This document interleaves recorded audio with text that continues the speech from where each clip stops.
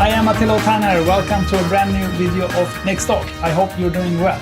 In today's video, we're going to go over how the different indexes performed in the last quarter. We're going to also look at the accuracy of NextStock. We're going to also look into the different companies that recently reported the highlights. And then we're going to do our regular reporting for US and Canada, where we dive into the 5 different categories, followed by a look at our $10,000 portfolio. So let's get going. We start with the different indexes. S&P 500 reported a 7.8% growth last quarter and 13.7% for the year. NASDAQ had a better quarter of 11.2% up and 17.3% for the year. Dow Jones Index was a little bit modest with 3.5%, but still a growth, and 9.1% for the year. But best of them all was the Canadian TSX with 11.8% and 21.4% for the year. All right, so let's see. This is after 9 months. We shall see, of course, next time after a full year, we will see how the different indexes performed. We also look at in our first video of the year, we look at the different categories that we are following, and every 3 months, 6 months, 9 months, and also the year, we look at how those picks from the first video has performed, just in relationship to these different indexes.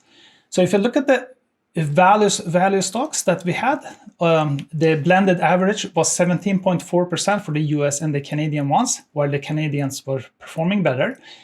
The NASDAQ, the dividend ones, if you want, they were 19.4% up. US ones were doing better.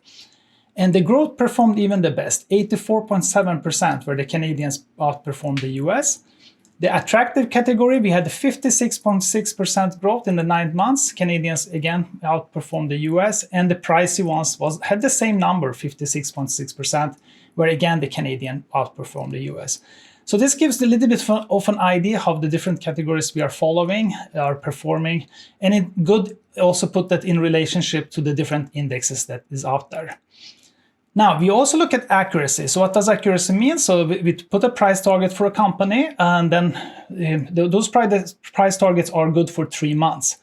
So during those 3 months, we want to also see, did we get to those price targets or not? So if we said, let's say, if it was a buy signal and it became a sell, this counts as a negative and vice versa.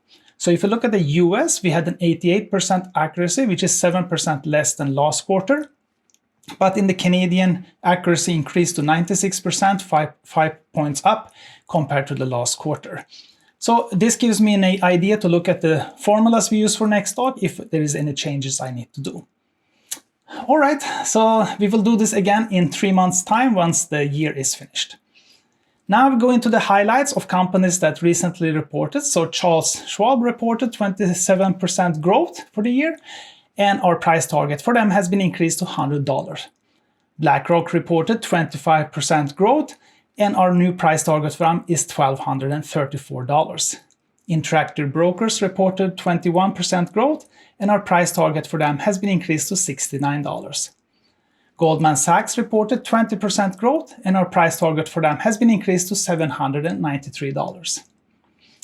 All right, some other companies that recently reported, Morgan Stanley reported 18% growth, and our price target for them has been increased to $162. American Express reported 11% growth, and our price target for them has been increased to $332. Bank of America also had 11% growth, and our price target for them now is $51. And finally, Marsh and McLennan also had 11% growth. Price target for them has actually decreased to $225, yet there is an upside for them.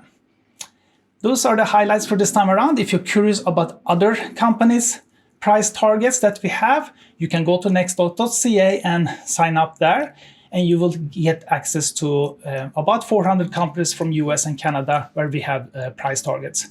Those price targets updates every 3 months when a new report is out. There's also a compare function, so you can compare and see which one we are picking is better from NextStock's point of view. When you log in, get started button or the continue button or the yearly or monthly buttons from the NextStock, you will be faced with the login page. Here in the login, you can log in with the Google login or Facebook login. Eventually, we're going to also add an Apple login for you. but also you can log in and sign up with your email. The emails are securely signed up using Google's Firebase authentication, so you can feel safe about it. Also, once you're in, you're not charged anything. You have 30-day free access. And even after that 30 days, nothing happens in the sense of subscription. You have to actively go in yourself and subscribe. And all the subscriptions are handled through Stripe as well, securely. All right, now let's get back into the regular reporting, and we start with the US market and the value stock. Top 3 at the moment. JP Morgan is back on top. Bank of America is number 2, and United Health is on spot number 3. Wells Fargo is out from top 3. Dividends, we have some changes here as well. Itaú Unibanco remains on spot number 1, followed by Pfizer, but now UPS is newcomer in spot number 3, and Verizon is now out from top 3. Growth stocks, this is purely growth. So Xpeng is number 1, AppLovin is number 2, and Amphenol is number 3. Now, attractive category, this is where NextStock's formulas kicks in. This is more like a short-term attractive stocks that we are picking for you. So Charter is the new number 1, followed by Pfizer, and Progressive is a newcomer on spot number 3. Elevance Health is out from top 3. The pricey category is the reverse, where we think there are still 2 prices. So Jumia Technologies is the priciest at the moment, followed by NIO, and we have ARM on spot number 3. Unity is out from top 3. All right, that's the US market. Let's dive into the Canadian market, and we start with the value stocks there. Top 3 at the moment. Royal Bank is back on spot number 1. TD Bank is number 2, and we have Bank of Montreal on spot number 3 as a newcomer. Newmont, who was in the list, is no longer in the Canadian indexes. They asked to be moved into the US indexes, so we will not see them anymore in the Canadian section. CIBC, who was in the list, is also out from top 3. In the dividends, we have a change as well. South Bow is the new number 1 for the dividends in Canada, followed by TELUS and Whitecap Resources. Bell, who was in the list, is out from top 3. In the growth, we have also a change. First Majestic Silver is the new number 1 with 94% growth in Canada. And Dover Mining drops down to spot number 2, and Wheaton Precious Metal is on spot number 3. Eldorado Gold, who was in top 3, is out from top 3. And the attractive ones in the Canadian stock market, Constellation Software is the number 1, followed by Brooksfield Wealth on spot number 2, and they are newcomers. CGI drops down to spot number 3, and Topicus is out from top 3.